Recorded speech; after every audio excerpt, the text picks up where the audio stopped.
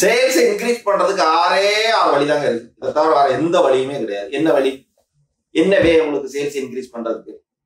First வே, new customer acquisition, புது கஸ்டமரை நீங்க அக்வயர் பண்ணணும். ரெண்டாவது வே, ரீஆக்டிவ், அதாவது என்ன, நீங்க உங்களை விட்டு போன கஸ்டமரை ரீஆக்டிவ் பண்ண தெரியணும். மூணாவது என்ன, அப்செல்லிங். அப்செல்லிங் என்ன, இப்ப நீங்க ஸ்மால் மீடியம் லார்ஜ்னு வச்சிருக்கீங்கன்னு வச்சுங்களேன். அதாவது ஒரு 50 ரூபா உள்ள ப்ராடக்ட், ஒரு 70 ரூபா உள்ள ப்ராடக்ட், 100 ரூபா உள்ள ப்ராடக்ட் அப்படின்னா இந்த 50 ரூபா வாங்கக்கூடிய ப்ராடக்ட்டை நீங்க 100 ரூபா வாங்க வைக்கிறது, அப்செல்லிங். அடுத்தது என்ன, ரீசெல்லிங். ரீசெல்லிங் என்ன, ஆல்ரெடி உங்ககிட்ட பர்ச்சேஸ் பண்ணிட்டு இருப்பாங்க, அவங்க கிட்ட இன்னும் ஃபர்தரா டபுள் தான் சேல்ஸ் பண்றது, ரீசெல்லிங். கண்டினியூஸா ரிப்பீட்டடா அவங்க வாங்க வைக்கிறது. ஒரு டைம் வந்த கஸ்டமரை திரும்ப திரும்ப ரிப்பீட்டடா உங்ககிட்ட வாங்க வைக்கிறது, ரீசெல்லிங். அப்புறம் எப்படி நீங்க சேல்ஸ் இன்க்ரீஸ் பண்ணுவீங்க? பிரைஸ். உங்க பிரைஸ் நீங்க ஸ்லைட்டா இன்க்ரீஸ் பண்ணாலே உங்களோட சேல்ஸ் வந்து இன்க்ரீஸ் ஆகும். அடுத்தது என்ன மெத்தட் இருக்கு, ப்ராடக்ட்.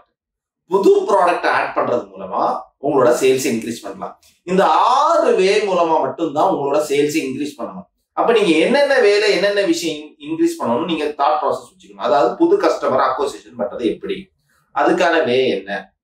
ரீஆக்டிவ், இப்போ ஓல்டு கஸ்டமர் இருப்பாங்க, ஆல்ரெடி உங்ககிட்ட பர்ச்சேஸ் பண்ணிட்டு இருப்பாங்க, ரொம்ப நாளா பர்ச்சேஸ் பண்ணிட்டு இருப்பாங்க, அப்புறம் ஸ்டாப் பண்ணிடுறாங்கன்னு வச்சுக்கோங்களேன்.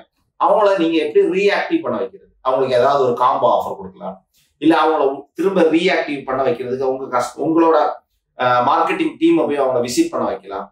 இந்த மாதிரி ரீஆக்டிவ் பண்றது.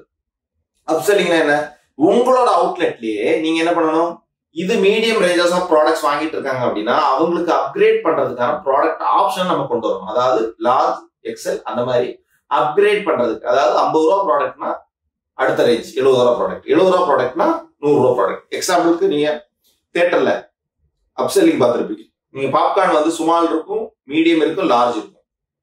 ஸோ நம்ம யூஸ்வலா சைக்காலஜிக்கலா ஸ்மால் வாங்க மாட்டோம், மீடியம் அண்ட் லார்ஜ் தான் வாங்குவோம். ஏன்னா இதோட டிஃபரன்ஸ் கம்மியா தான் இருக்கும். ஸோ அதனாலே ஆட்டோமேட்டிக்கா சேல்ஸ் வந்து இன்க்ரீஸ் ஆகுது, வால்யூம் ஆஃப் சேல்ஸ் இன்க்ரீஸ் ஆகுது. ஸோ அப்படி நீங்க அப்செல்லிங் பண்ணி வைக்கலாம். ரீசெல்லிங்னா என்ன, ஒரு கஸ்டமரை திரும்ப திரும்ப திரும்ப உங்களோட ஆடியன்ஸ் ஆக்குறது, அவங்க ரிப்பீட்டடா உங்ககிட்ட வர வைக்கிறதுக்கான வே என்ன. அந்த மாதிரி மெத்தடை நீங்க ரீசெல்லிங் பண்ண வச்சீங்கன்னா உங்க கஸ்டமர் ரெகுலரா பேசிஸ், உங்களோட கஸ்டமர் ரெகுலர் பேசிஸ்ல இருந்துகிட்டே இருப்பாங்க. இப்ப எக்ஸாம்பிளுக்கு ஒரு ஃபுட்வேர் கடை வச்சிருக்கீங்கன்னு வச்சுக்கோங்க. ஃபுட்வேர் கடையில என்ன ஆகும், ஒரு 6 மாசத்துக்கு ஒருக்கா, ஒரு 10 மாசத்துக்கு ஒருக்கா அவங்க செப்பல் மாத்தணும். அப்படின்னா நீங்க அதுக்கு ரீசெல்லிங் பண்ண வைக்கிறதுக்கான என்ன பண்ணலாம், ஒரு கூப்பன் கொடுக்கலாம். நெக்ஸ்ட் டைம் நீங்க வரும்போது இந்த 10% கூப்பன் வந்தீங்கன்னா அடுத்த வாட்டி வாங்கக்கூடிய இதுக்கு உங்களுக்கு 10% டிஸ்கவுண்ட். இப்ப நீங்க ரிலையன்ஸ் ஸ்மார்ட்ல எல்லாம் பார்த்திருப்பீங்க, அந்த மாதிரி கொடுப்பாங்க கூப்பன்ஸ், 5% டிஸ்கவுண்ட், 20% டிஸ்கவுண்ட். அதாவது நீங்க நெக்ஸ்ட் டைம் வரும்போது இந்த கூப்பனை கொண்டு வந்தீங்கன்னா உங்களுக்கு அடுத்த வாட்டி வாங்கும்போது ஒரு 10% டிஸ்கவுண்ட் தருவோம். அப்ப இந்த மாதிரி உங்களோட கஸ்டமரை கண்டினியூஸா ரீசெல்லிங் ப்ராசஸ் மாதிரி நீங்க கொண்டு வரணும். அப்புறம் பிரைஸ், நீங்க சம் வேல்யூ ஆட் பண்ணி கொஞ்சம் பிரைஸ் இன்க்ரீஸ் பண்ணலாம். ஏதாவது காம்போ ஆஃபர் போட்டு இல்ல ஏதாவது ஒரு விஷயத்த வேல்யூ ஆட் பண்ணி நீங்க வந்து பிரைஸ் இன்க்ரீஸ் பண்ணலாம். அப்போ உங்களோட சேல்ஸ் ஆட்டோமேட்டிக் இன்க்ரீஸ் ஆகும்.